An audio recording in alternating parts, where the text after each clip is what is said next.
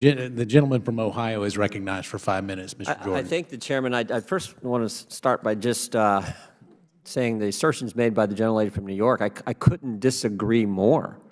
First of all, remember those videos that were produced. The day after the first video came out, Cecile Richards issued an apology. Last time I checked, you don't apologize unless you've done something wrong. And the group who said that they were heavily edited and changed, guess who that group was? Fusion GPS. We know how much you can trust them.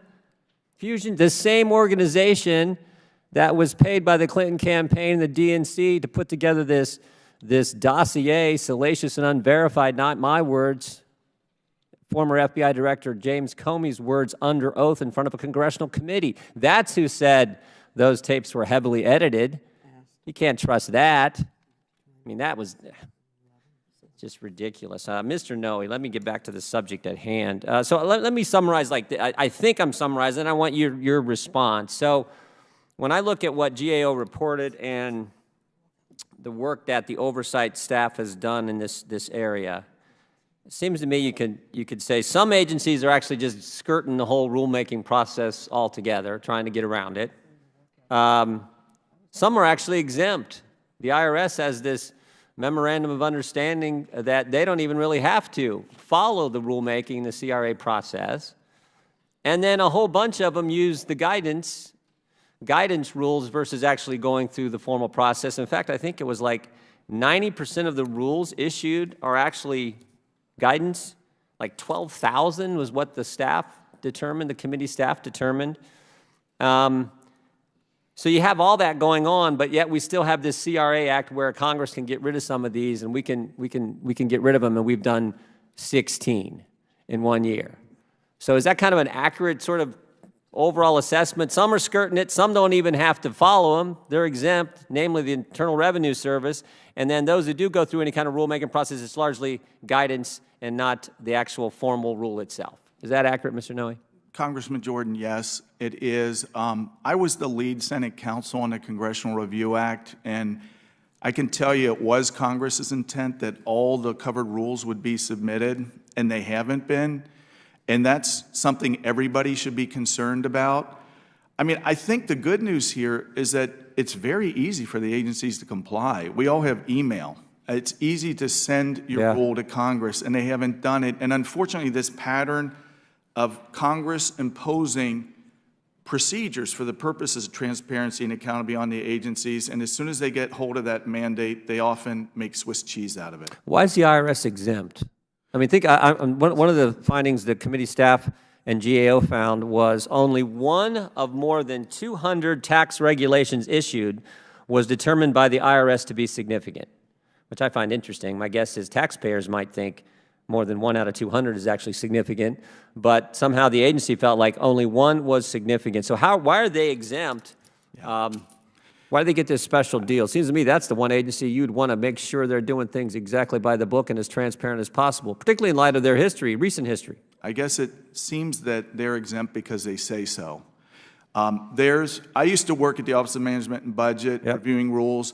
There's a memorandum of understanding about what rules should come over from the IRS. They have driven a Mack truck through that, and I would just refer you to the Wall Street Journal piece written by former Clinton OIRA Administrator Sally Katzen and former Bush OIRA Administrator Susan Dudley that points out that that should come to an end. And it seems to me, in light of their recent history, an organization with the power and influence that the IRS has and exercises over Americans' lives, their history of specifically targeting conservative groups, they did it in a systematic way. They did it for a sustained period of time. They did it. Seems to me all the more reason to have them follow the rulemaking process and be subject to OIRA as we move forward. I'm hopeful. Do you think we need legislation to do that, to overturn this memorandum, or what?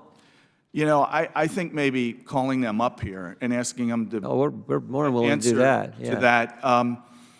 One reason I say maybe it's Congress for to step in here is, honestly, I think, you know, they've had years to comply with these executive directives, and they have made Swiss cheese out of them. So I think they either need to come to an understanding with you all. I think the chairman and I would be happy to call They're him going to back. comply, or else they're going to face legislation. We'd probably bring you back too and talk about it when we have the IRS in here as well. But thank you, Mr. Noe. Thank you, Mr. Chairman. I yield back. I think the gentleman's recommendation for a follow-up hearing with some of the individuals, so I can assure you that they will, not only will we have a hearing, but we will go ahead and follow up, and any recommendations for other potential witnesses who abuse the system would be welcome for this committee. The chair recognizes the gentlewoman from the District of Columbia, Ms.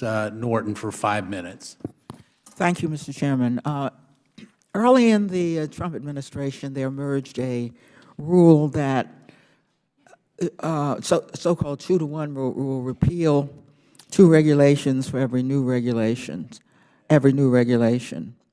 I'm concerned with whether or not this rule violates the Administrative Procedure Act. Now, one can understand that a new administration might well want to overturn some regulations that they regard as burdensome or otherwise. That is perfectly rational, but is the APA, the Administrative Procedure Act, requires a rational basis for all parts of rule making. Now, sacrificing 2 for 1 does not seem to me to be a rational basis.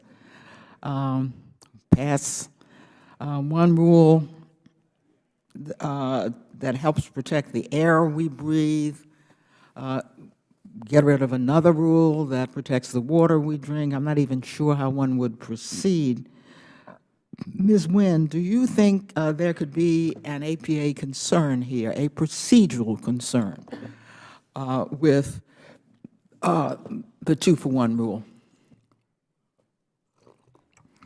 GAO does not take a legal position. I didn't ask you for your legal position. Do you think there could be a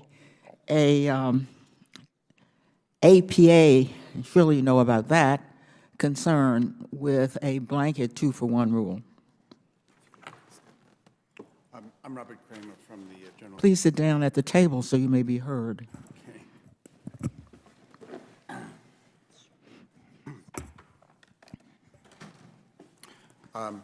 I think the question you're posing is a legal question, whether there is a violation of some provision of the APA as a result of this executive order.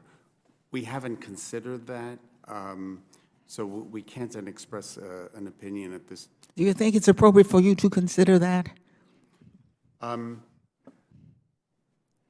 can understand you may not have done so. I'm asking you, is it appropriate for you to do so, given the regulations that have been overturned and the 2-to-1 rule? When we receive requests from members of Congress for opinions, I'm asking for an opinion now, and I ask you to write the chairman of the committee your opinion on whether the 2 for 1 rule is in keeping with the Administrative Procedure Act. Mr. Perillo, do you have a view at this point on that matter? I have not studied the issue enough to give an opinion. The argument that a challenger would make would be that a particular rescission of a rule is arbitrary or capricious because you know the reason for it was in order to make room for this other rule that is not sufficiently related. On the other hand, there is, for example, some D.C. Circuit precedent to suggest that as long as the rescission of a rule can be justified on the official record, then political pressure regarding the choice that an agency makes between different possible regulatory choices, each of which could be justified in themselves, you know, that's not untoward. Now, this is a controversial issue in terms of whether this D.C. Circuit precedent is a good idea, but that's to give you an idea of the arguments on both sides. Mr. Narang, there's a court suit, and I understand standing has been an issue, but perhaps you could tell us the basis for for an attack on the 2-for-1 rule? Well, I think this is a very good question, and as much as I'd like to answer it, unfortunately, I'm not able to due to our pending litigation challenging the executive order as unconstitutional. It has not been resolved on the basis of standing just yet. The court has, my understanding. What do you argue in court? We are arguing that the executive order fundamentally violates the Constitution, certain clauses in the Constitution, namely the take care clause that the president take cares that laws are faithfully executed. If I could just take a minute to talk about the impacts, the real world impacts of this executive order and illustrate it. It is going to make it very difficult, if not impossible, I believe, for agencies to issue the most important and beneficial regulations to the public. Let's take the lead in drinking water standard rule. I think we can all agree it's much needed, and it will be enormously beneficial. It will likely be quite costly as well. And if it's necessary for the EPA to offset those costs, and we're talking about offsets that are not that available to agencies. Over the course of the last year, the administration said that they have only about $560 million in regulatory offsets. If the lead in drinking water rule costs more than $560 million but provides massive benefits that outweigh the cost, they still will not be able to issue the rule. And that's the deregulatory offsets for all agencies, just for one rule. It really is going to be very difficult to protect the public with this executive order in place. Thank you very much. Gentlelady yields back. The